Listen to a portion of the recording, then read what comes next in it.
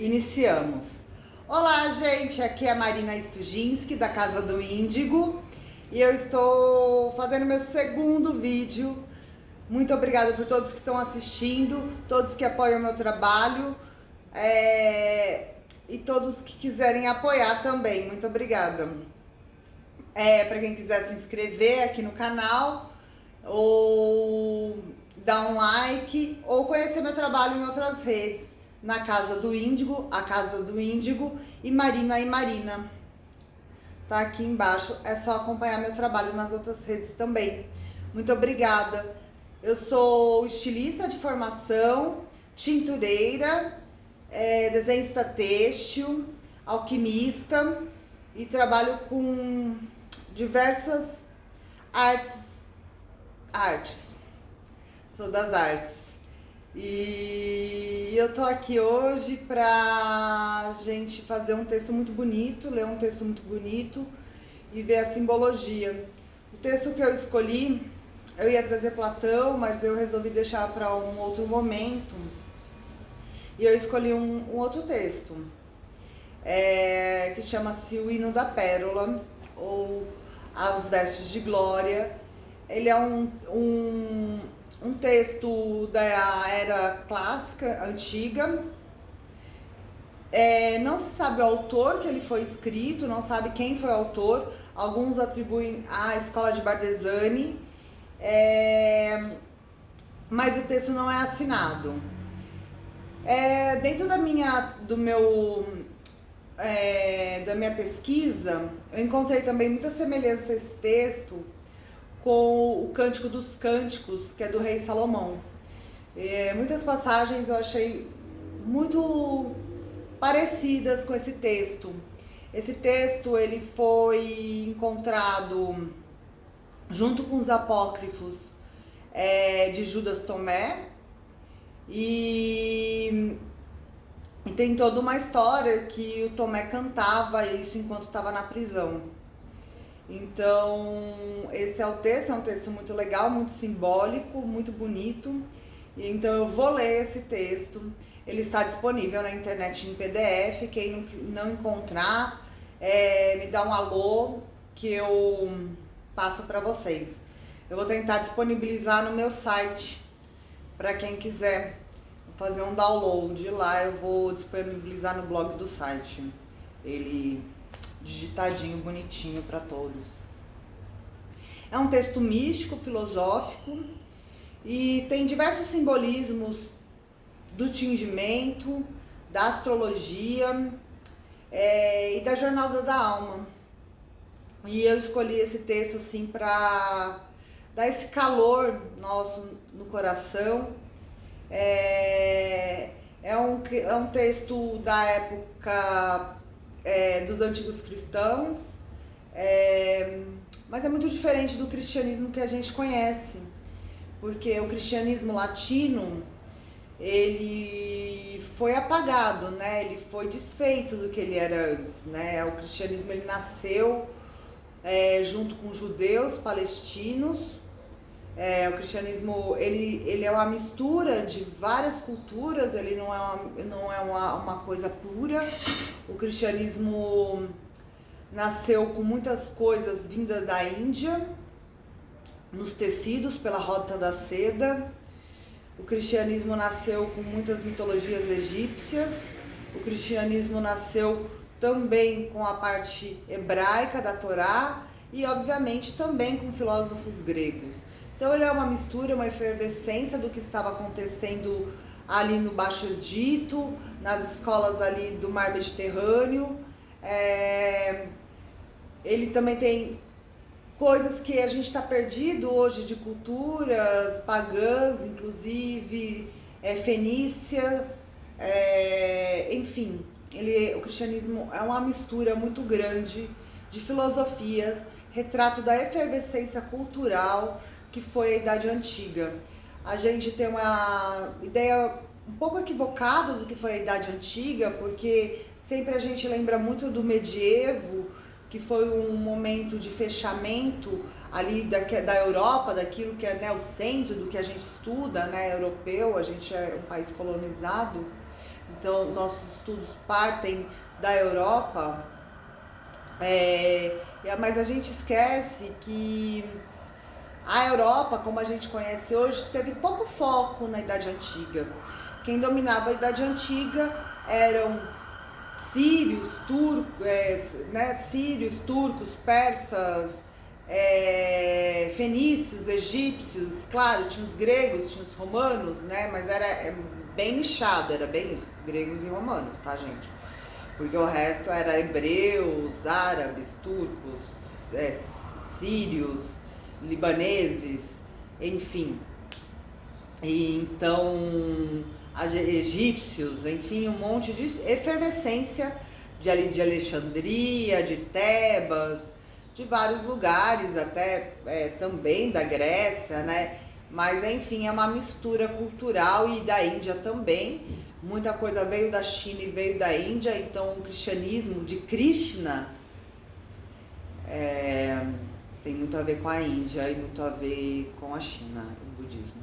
Então é sempre bom lembrar, inclusive, né, que tem muito a ver com essas culturas também. Então, e é muito diferente do que ficou pra gente na Bíblia, que foi muito modificado ao longo dos séculos, e agora com as descobertas dos apócrifos, a gente pode ter mais uma noção do que foi esse cristianismo lá no início. Outra coisa que eu não ia falar, mas já vou falar, é que as primeiras igrejas cristãs são igrejas de tinturaria. Elas foram feitas em tinturaria. Os primeiros cristãos eram alquimistas tintureiros. Eles estavam totalmente ligados à astrologia. A gente vai ver isso depois no Apocalipse e no Apócrifo de João, que eu vou trazer com certeza os dois, que é muito bonito.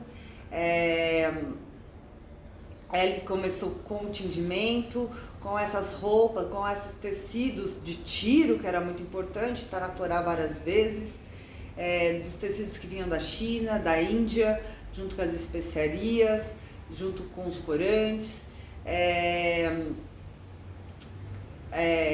junto com diversas outras artes, né, que a gente chama de herméticas, que essas artes fechadas, as artes adivinatórias, astrologia, a alquimia, que é a química.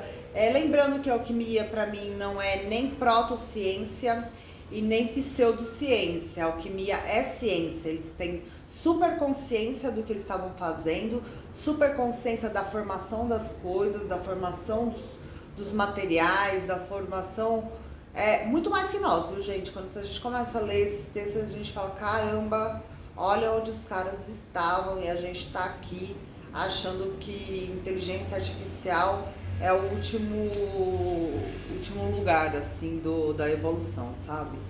Então é muito bom ler uns textos antigos e perceber que é muito rico, é muito científico, e é um caminho, assim, a gente olhar, recuperar esses textos e ver realmente nossa forma de consciência. O Hino da Pérola, eu vou ler, mas vai contar a história de uma criança que vai descer para a Terra. Ela vai encarnar, uma alma que vai encarnar. E vai contar essa jornada do encarne dela aqui na Terra. Mas é um texto filosófico e um texto poético e é muito bonito, então eu vou começar lendo ele. Obrigada para todos que estão assistindo. Se inscrevam no canal, dão um like, compartilhem o vídeo se vocês gostarem. Deixem nos comentários também o que vocês gostariam de assistir aqui. Como eu disse, esse canal ele vai ter um foco muito grande na tinturaria, mas muito na parte filosófica, histórica da tinturaria. Vou trazer também várias coisas de receita, vamos falar de plantas, vamos falar de várias coisas, vamos falar de alquimia, vamos falar dos processos alquímicos tradicionais, para a gente entendendo a literatura, mais do que qualquer coisa, a gente entender, pegar um texto e conseguir entendê-lo. Porque eu vejo que a maior dificuldade dos meus alunos, das pessoas que passam comigo, é entender o que está escrito. Entender, e o meu também, quando eu comecei a filosofia, foi muito difícil. Eu falo, nossa, esse simbolismo, esse outro. Então, entender a simbologia é muito importante para a gente conseguir entender a essência dos textos filosóficos, místicos e até das receitas aí do dia a dia. Então, e por que elas existem, e poder também criar nossas próprias receitas. Porque quando a gente conhece a filosofia daquela receita, a essência daquela receita, a gente pode multiplicá-la em diversas outras receitas. Então, é muito importante o conhecimento histórico, alquímico, místico, filosófico, simbólico, de tudo que está embutido dentro dessa arte nossa, que é a tinturaria, uma arte milenar, um chão muito batido, um chão que depois vai abrir espaço para a Ayurveda, que vai abrir espaço para a medicina, para a química, para a bioquímica, para as áreas médicas, para diversas ciências. E a gente da tinturaria não tem ciência da importância do tingimento para a evolução das outras ciências. Então, eu vou ler esse texto, vou depois fazer a parte simbólica dele, vai ser um vídeo grande, talvez eu tenha que dividir em duas partes, mas vamos lá. Quando eu era criancinha, demasiado novo para falar e morava no reino da casa de meu pai, deleitando-me na riqueza e no esplendor daqueles que me nutriam, meus pais me enviaram do Oriente, nosso lar, numa missão, equipado com suprimentos para a jornada. Das riquezas dos nossos tesouros, eles me deram um grande carregamento, mas que era leve para que eu pudesse carregá-lo sozinho. A carga consistia de ouro das terras altas, prata dos grandes tesouros, joias de esmeraldas da Índia e ágatas de Kusam. E cingiram-me com diamantes. Retiraram a minha veste escravejada de joias e adornada de ouro, que, por seu amor, haviam feito para mim, e meu manto de cor púrpura, confeccionado na minha exata medida. Bom, esse primeiro parágrafo, nesses dois primeiros parágrafos, eu acho que eu não vou ler o texto inteiro, eu acho que eu já vou fazendo, acho que vai ser melhor. Então ele mostra essa alma saindo da casa do pai, né? Essa criancinha, essa alma que vai sair da casa do reino do pai para a jornada dela. Então o lugar que ele está saindo é do Oriente. E o Oriente é onde o sol nasce, ao leste. O Oriente ao leste é onde o sol nasce. Então mostra que essa alma está nascendo. Na astrologia, a gente no leste de uma carta natal, a gente vai ter o ascendente, que acende, aquele que nasce acende.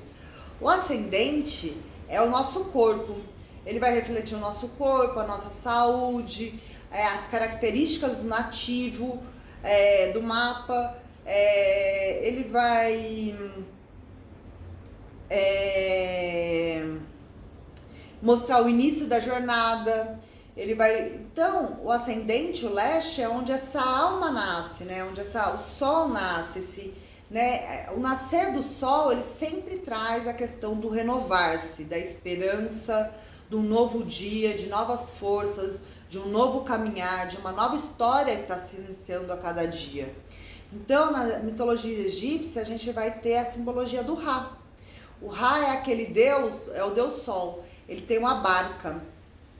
Nessa barca ele vai caminhar durante o dia inteiro, nascendo no leste e se pondo no oeste. E aí ele vai enfrentar a cobra do submundo. Então ele vai descer à noite ao submundo, enfrentar a cobra, tentar vencer essa cobra, tentar vencer o caos dessa cobra e subir novamente, renascer no outro dia.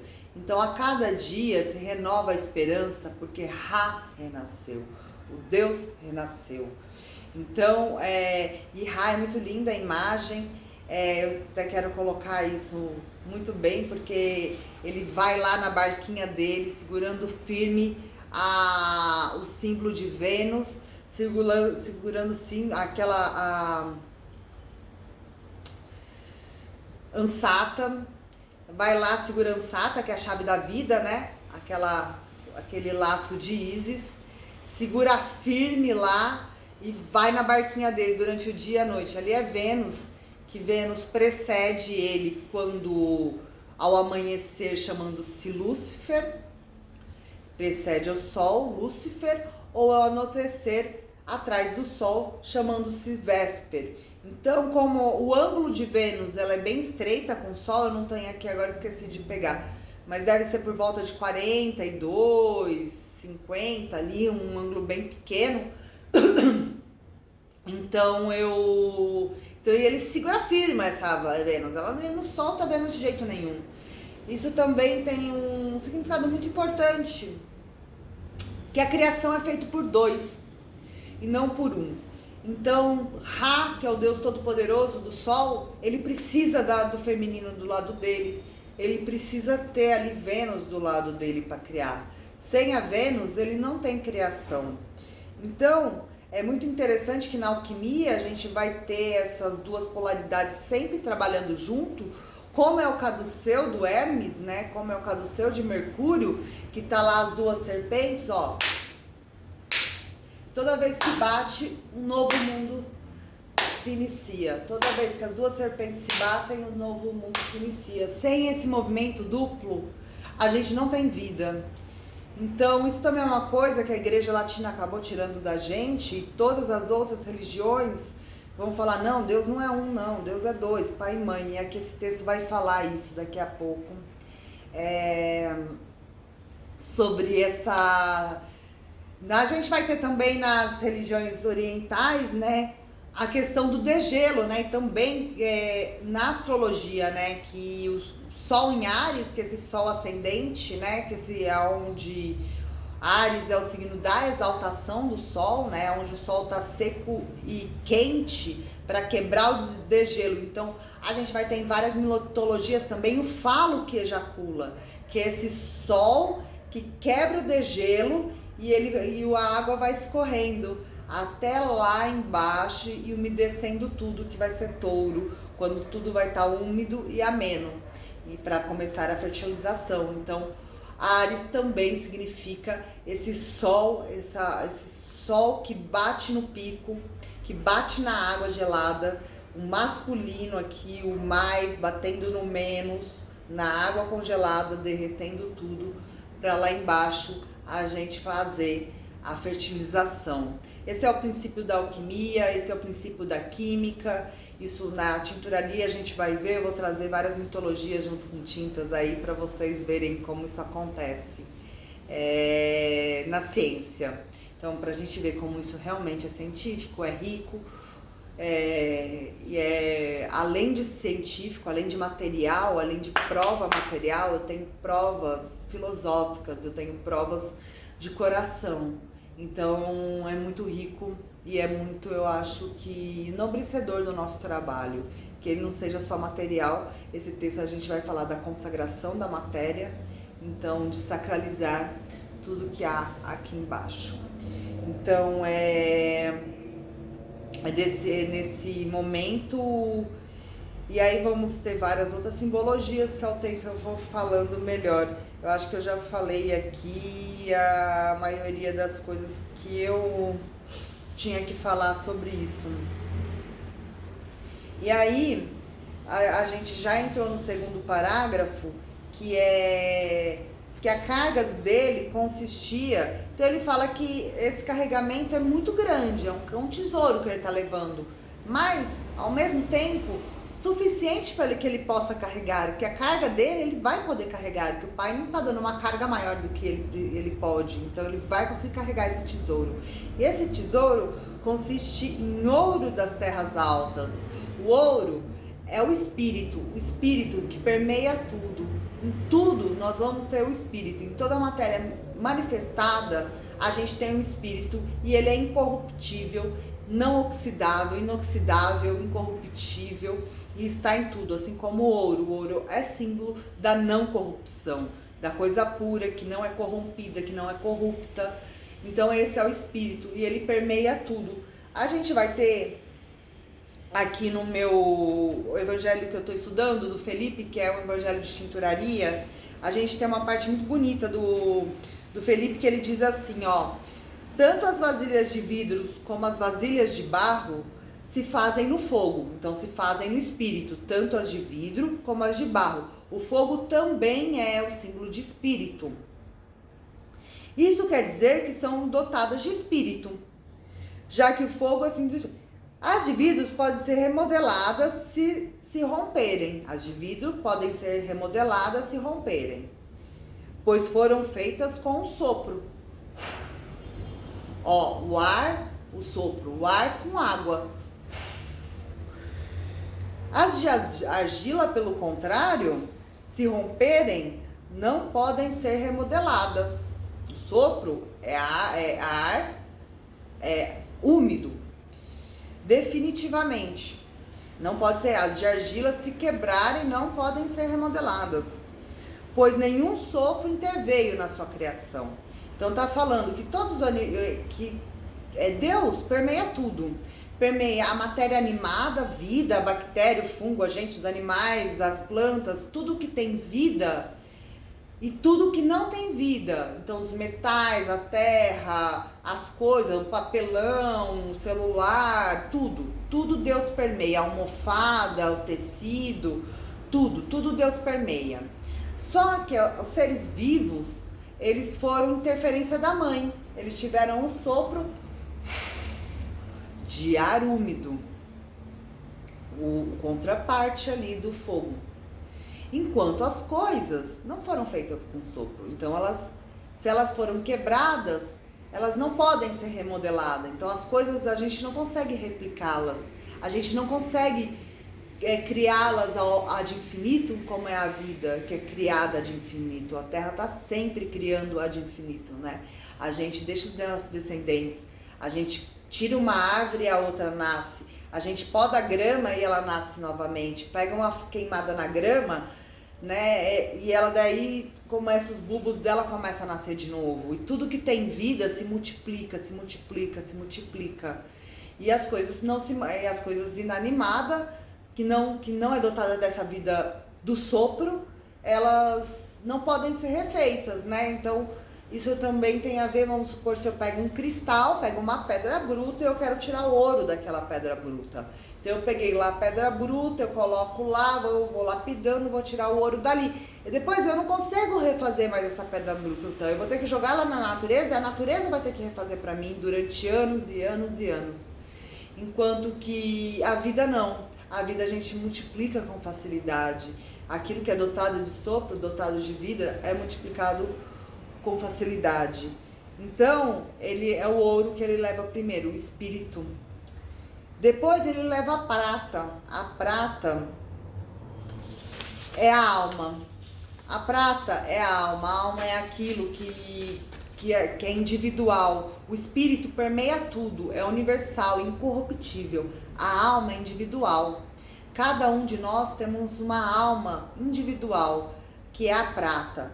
A prata também é um metal nobre, só que a prata oxida com muita facilidade. Então a gente sempre tem que limpar a prata, né? A prata, ela não vai deteriorar, ela não vai corroer, nada. Ela vai se manter intacta, mas ela precisa sempre ser limpa, sempre ser. Assim é com nossa alma. Ela precisa ser sempre limpa, sempre polida. A gente, toda vez que a gente percebe que nossa alma começa a escurecer, começa a enegrecer, o legal é ir lá e dar uma polida para ela voltar a ter brilho, voltar a ter o brilho dessa prata pura e dessa prata brilhante que reflete a luz. Então, depois da prata, ele vai levar as joias de esmeralda. As joias de esmeralda é Mercúrio. Mercúrio, ele vai... porque ele está vindo do Oriente, então esmeralda é para Mercúrio. E Mercúrio vai trazer o que? A mensagem. Então, ele está levando já a mensagem no corpo dele. Tanto a mensagem espiritual dele, vamos supor, Mercúrio, caduceu. Caduceu é o DNA. Então, ele tanto está levando o DNA dos antepassados dele. Então ali já tem todo o antepassado dele, toda a árvore genealógica mística dele, tudo que ele foi nas outras vidas, inclusive. Ele vai estar levando isso no DNA dele. E também já tá levando o DNA da família que ele vai encarnar. Ele vai estar levando toda a mensagem dele, toda a raiz dele, mística e física, para a Terra já ali. Então, ele vai estar levando isso. Deixa eu ver se eu coloquei mais alguma coisa aqui sobre isso daqui. Calma aí. Ele vai, Mercúrio é isso, ele vai representar o caduceu, né, o DNA, e ele vai levar toda a linhagem ancestral, tanto a árvore dos ancestrais dele, tanto físicos como místico. Então ali vai estar a mensagem, inclusive a mensagem que ele vai ser, né, ali tá aquela mensagem, aquele ser que ele tá indo encarnar lá. E aí, por fim não, daí ele vai levar também as ágatas de Kussan. A ágata é o chumbo, é o corpo físico que ele vai ter. As ágatas é de Saturno. Então as ágatas é aquela pedra mais bruta ali, mais marrom, mais comum, né? Então ali é o corpo. O metal do corpo é chumbo. Então nosso corpo, ele é feito de chumbo, ele é pesado. A gente percebe isso, que nosso corpo não comporta a nossa cabeça. A cabeça, ela vai muito além do nosso corpo. A gente não dá conta da cabeça acompanhar o corpo. E isso é um sinônimo desse chumbo, desse corpo pesado aqui nosso. O chumbo também é usado como proteção de raios ultravioletas, né? De raios de ondas radioativas, por exemplo. Então é como se esse chumbo também tanto nos protege, né, desses raios que poderiam deteriorar a vida, como também acaba nos selando, acaba nos tampando uma visão para além do que a gente consegue ver, do que a gente consegue sentir do nosso mundo sensível. Lembrando que nosso corpo, ele trabalha em faixas de ondas.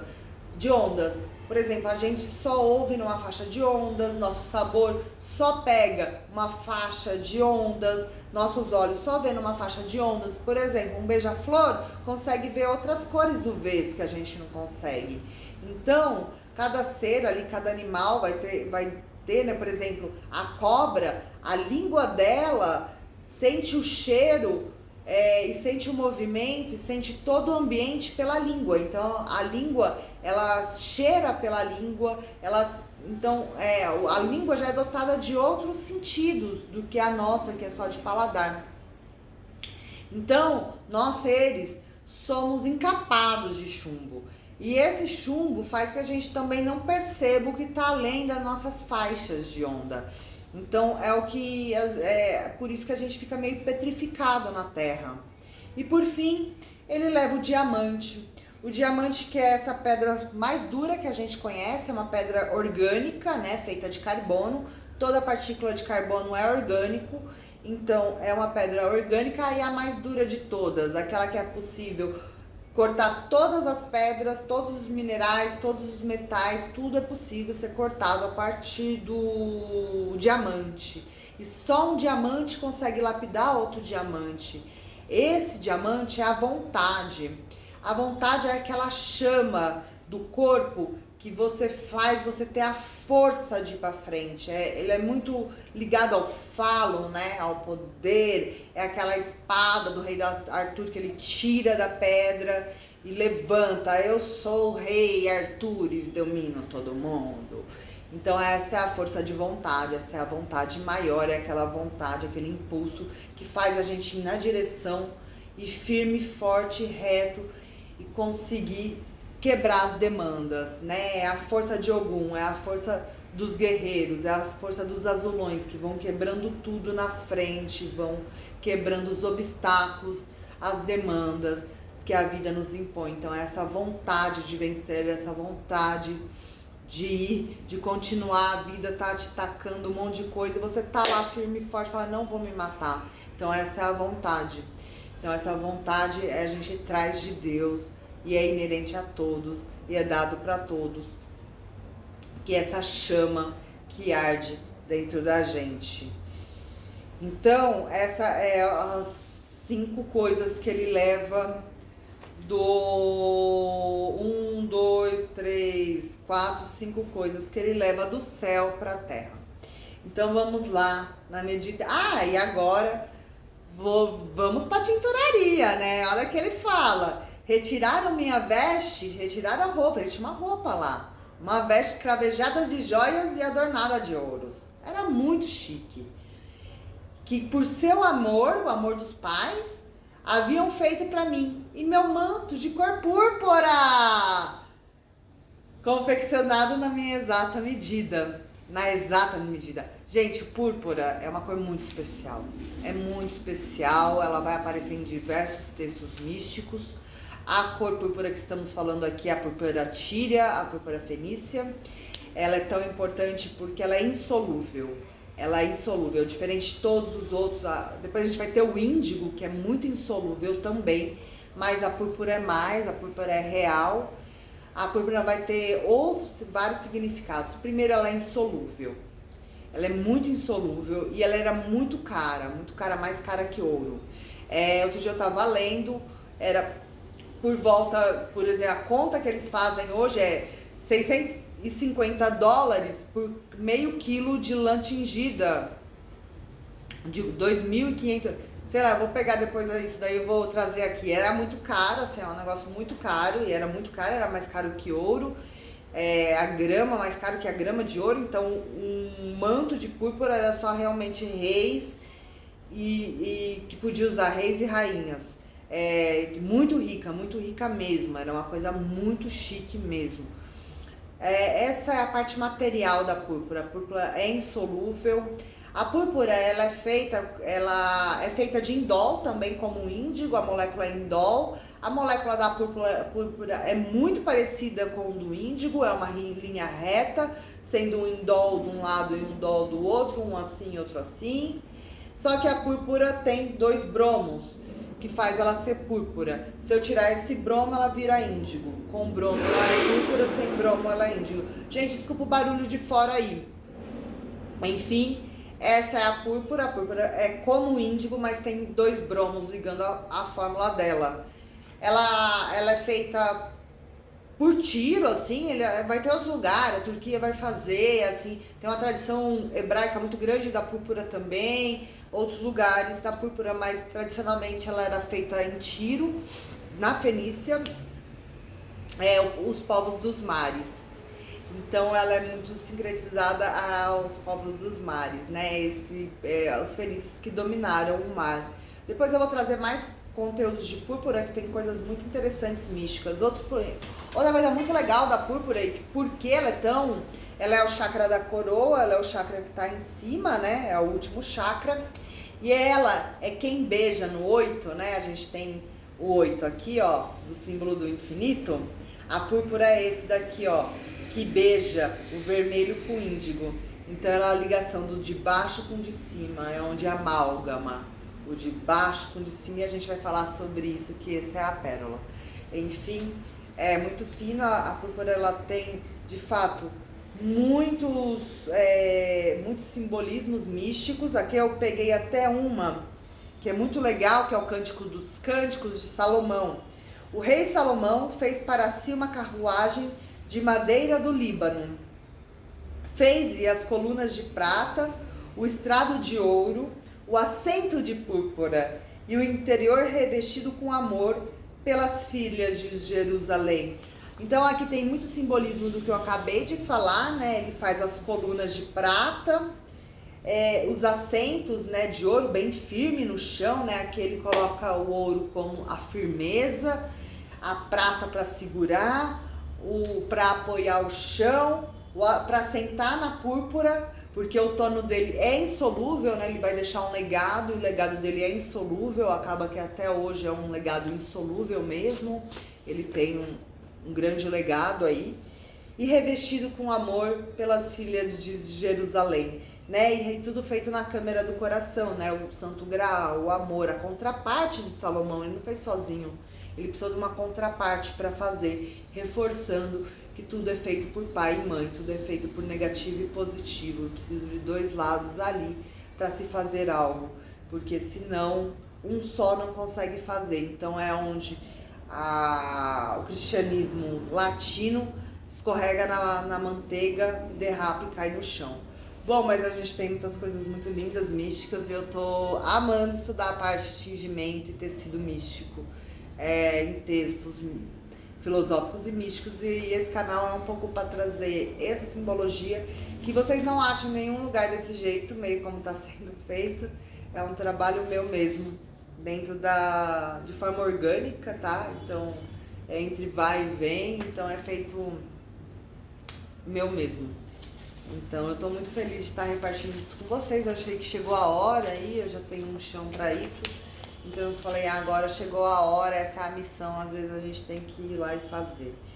Então, aí continuamos. Eu acho que eu vou fazer o seguinte, como é meu primeiro vídeo, e a gente já tá com vários minutos, eu vou fazer mais 2, vou parar, e a gente continua no próximo vídeo o texto, porque o texto é grande, eu resolvi então fazer em partes, que eu acho que vai ser legal. Quem quiser acompanhar, pega o texto na internet. Também pode entrar no meu site e pegar o texto no site. E é isso, e a gente vai se falando aqui, eu vou dando os recados aí. Eu tô começando isso, ainda tô num cenário improvisado, tô num jeito de celular improvisado, são vários improvisos ainda, gente. Mas vai rolar, vai ser legal, tem muita coisa pra falar, muitas aulas para dar, e talvez até tenha que inserir algumas coisas antes de continuar esse texto pensando bem. Bom, vamos lá. E fizeram um pacto comigo, gravando em meu coração, para que eu não pudesse esquecê-lo, dizendo isto: se tu fores ao Egito e dali trouxeres a pérola que se encontra no meio do mar, envolta pela serpente voraz, então colocarás outra vez a veste cravejada de joias e por cima o manto que tanto aprecias, e serás um herdeiro de nosso reino, juntamente com teu irmão, o segundo em nossa hierarquia. É muito legal essa parte, que ele faz o pacto, né, com o pai e com a mãe. Eu não sei se eu... já falei, né, na casa do meu pai, ainda não falei. Tem pai e mãe, viu, gente? É Deus e Deus, é no próximo.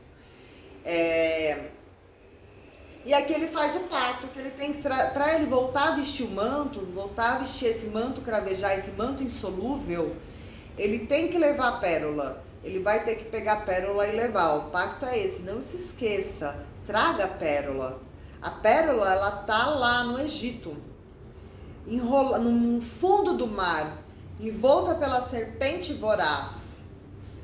E aí, se você conseguir tudo isso, você vai ser o primeiro e teu irmão o segundo. Eu acho muito bonito isso, né? Que te dá essa exclusividade, né? Que a gente é tão competitivo aqui, a gente tem tanto medo de perder, né? Tanto medo de ficar para trás. Mas Deus fala, não, você sempre é o primeiro. Todos são primeiros no reino de Deus. E o outro é o segundo. Esse privilégio Deus dá para todos, tá? Então todos, no reino do Pai, todo mundo chega em primeiro. Todo mundo é o primeiro quando se leva a pérola.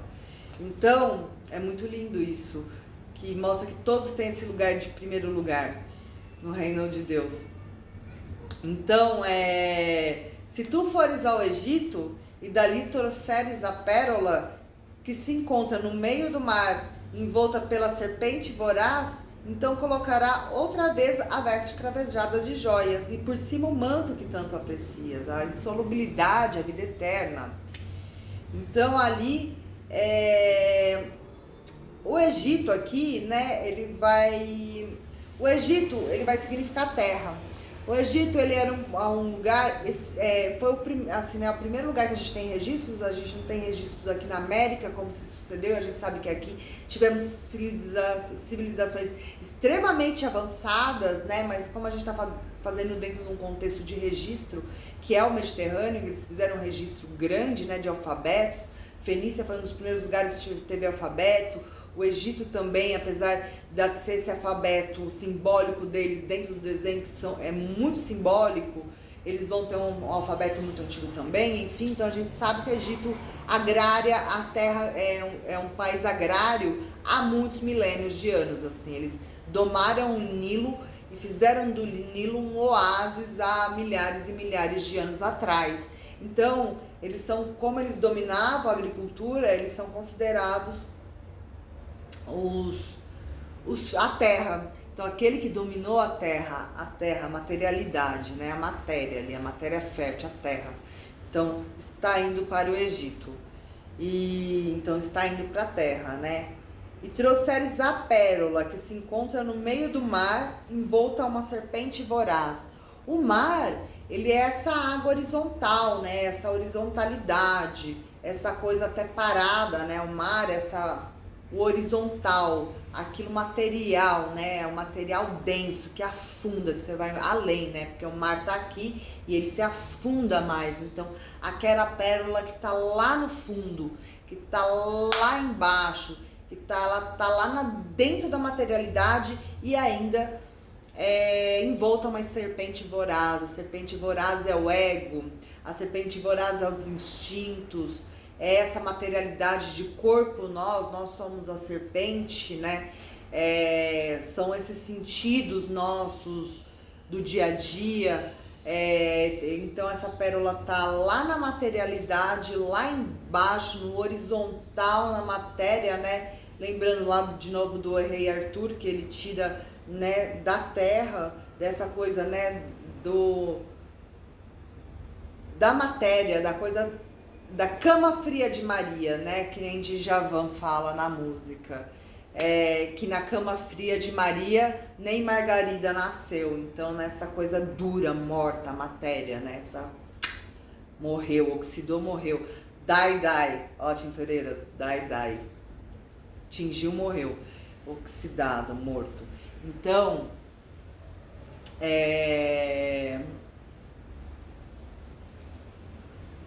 e aí você vai ter que tirar essa pérola lá debaixo do mar, desse lugar da terra, essa coisa, dureza da terra, essa vida material, né? Tá lá na vida material, tá lá no dia a dia, tá lá na rotina, tá naquele barulho, naquele caos, no meio do trânsito. Ela tá lá, a pérola. Ela tá lá e ainda tá envolta aos seus instintos, né? As suas tristezas, a sua alegria, a tua percepção da vida, a tua percepção do outro, as tuas dores, as doenças do corpo, as casualidades da vida. Então ela tá envolta tanto embaixo na materialidade, lá embaixo no Satanás, inclusive, né, envolta nessa serpente ainda, que é toda essa loucura que a gente é desse corpo aqui, que fala, que sente, que dói, que não acompanha a cabeça, que é competitivo, que é invejoso, que é triste, que é feliz, que sofre, que ama, e que precisa comer, que precisa ir no banheiro. Tem outra piadinha em outros vídeos. E aí é uma jornada essa do tingimento. Então, e é isso, todas essas fronteiras aí que a gente atravessa aí do corpo, tendo um corpo aqui bem pesado de chumbo, com um véu que a gente não consegue ver o outro, a gente não consegue ver a qualidade do outro, nem a nossa, a gente não se olha e não olha o outro, a gente é todo perceptivo de sentidos do corpo, a gente só é feliz se a gente tem sentidos do corpo, a gente não consegue encontrar a felicidade nas coisas mais etéreas, mais nobres, porque a gente está preso aqui na matéria. Então a gente precisa do carro do ano, a gente precisa de um monte de coisa, um monte de equipamento, um monte de algoritmo, um monte de amigo falso, um monte de coisas para ter coisas, senão a gente não tem essa serpente e a água. E todos nós temos isso, eu, você e todo mundo. Então fiquem tranquilos que isso não é novidade para ninguém. Isso é só uma consciência que a gente tem que tomar pra gente pegar nossa pérola. A gente volta no próximo vídeo, continuando esse texto. Resolvi fazer diferente, cheguei aqui fazendo um jeito, gente. Aí eu já tinha gravado esse vídeo, eu tinha ontem lá, aí, enfim, falei, não, vou aqui, assim, meia hora, eu falei, não, vou fazer diferente. Vou fazer porque o texto é longo, então é melhor ir acompanhando aos poucos, Muito obrigada por quem assistiu. Se gostou, deixa um like. Se não gostou, também se manifestem. Deixe comentário, sempre com muito respeito, tá, gente? Aqui a gente não vai falar de religião, não estamos falando de um monte de coisa, a gente está falando de filosofia, de simbologia, tentando aí amadurecer a vida. Então, respeito, mas adoraria saber o que vocês querem ver, o que vocês querem assistir, o que vocês conhecem, o que vocês acharam, se vocês leram o texto, o que vocês acharam, né? Enfim, das coisas aí. Estamos super abertos. Esse canal foi feito para trocar um pouco também de ideia, porque as outras plataformas tá difícil, a gente só recebe, só pode ser palminha, e só pode ser, ai que bonito. Então aqui não, aqui a gente tá, não para ser sem educação, mas para complementar a nossa vida, para conseguir ter essa troca de mais e menos, a gente formar aí um sal legal. Então é isso, muito obrigada, e voltamos no próximo vídeo, e esse é o segundo. Sigam a Casa do Índigo aqui no YouTube, sigam a Casa do Índigo nas outras redes sociais, e Marina também. Se alguém precisar mandar e-mail, meu e-mail também tá aqui embaixo, que eu vou colocar. É tudo muito novo, mas é assim que fazem, né? Então vai ser assim. Muito obrigada a todos. Bom dia, boa tarde, boa noite ou boa madrugada para quem me assistiu até aqui. Obrigada.